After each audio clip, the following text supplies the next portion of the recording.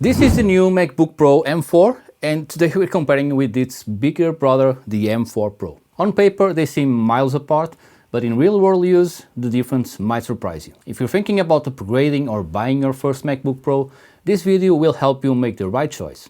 Stick around to avoid making a costly mistake. Apple's new M4 MacBooks are here, and while the M4 Pro has been getting all the attention, the base model M4 is no slouch. But which one is the right fit for you? That depends on what you need it for, and not just on what benchmarks say. I'll be breaking it all down: performance, ports, real-world tests, and helping you make the best decision for your workflow. Let's start with what's the same. Both laptops feature their iconic MacBook Pro design, sleek, sturdy, and built to last. The displays are identical, offering the same brightness, resolution, and exceptional color accuracy, which makes them perfect not only for creative work, but also to watch content and movies. You're also getting the same amazing keyboard and trackpad that are consistently praised for their comfort and precision.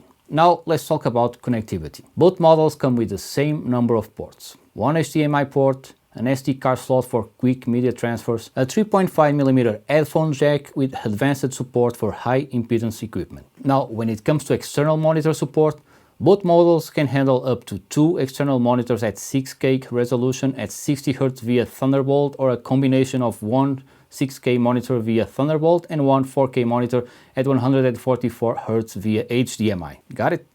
They also support one 8K monitor at 60Hz or one 4K monitor at 240Hz via HDMI. Where the difference lies is in the Thunderbolt version. The M4 base model features Thunderbolt 4 with DisplayPort 1.4, and the M4 Pro upgrades to Thunderbolt 5 with DisplayPort 2.1. Now, what does that actually mean in practical terms? Well, DisplayPort 2.1 allows for much higher bandwidth, meaning smoother performance with higher refresh rates or multiple high-resolution monitors connected simultaneously. For example, if you're working with demanding multi-monitor setups for 3D design or professional color grading, the M4 Pro will handle those tasks more efficiently. But if you're using one or two standard 4K or 6K displays, the M4 base model is still more than capable. So in terms of design and build quality, you're getting the same premium experience with both laptops. The choice ultimately comes down to how much power and future-proofing you need in your setup. Benchmarks are the first thing people look at,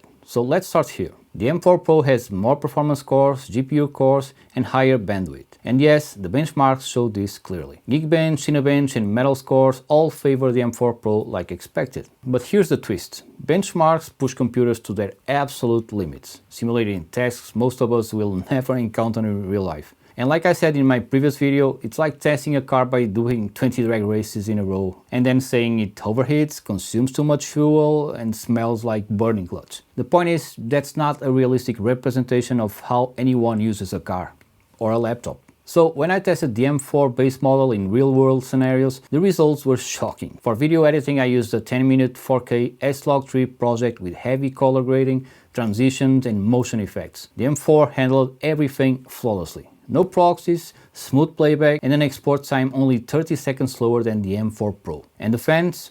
Silent. Temperature? Normal, even with Safari tabs open and YouTube running in the background. It didn't break a sweat. And of course, the same happened with the M4 Pro.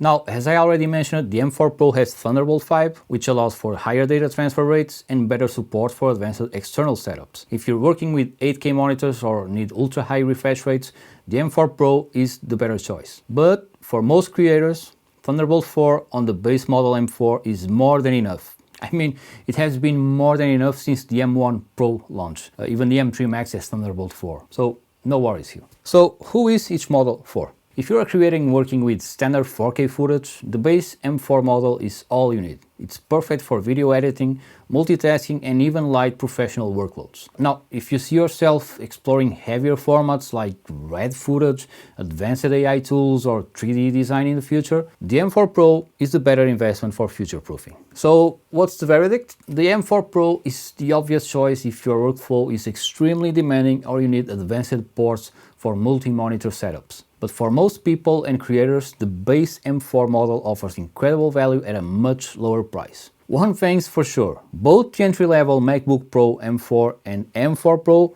offer some of the best value for money we've ever seen from Apple. You can't go wrong, really. So if you'd like to dive deeper into the individual reviews of both these machines, you can watch them here. Thanks for watching and I see you on the next one. Take care.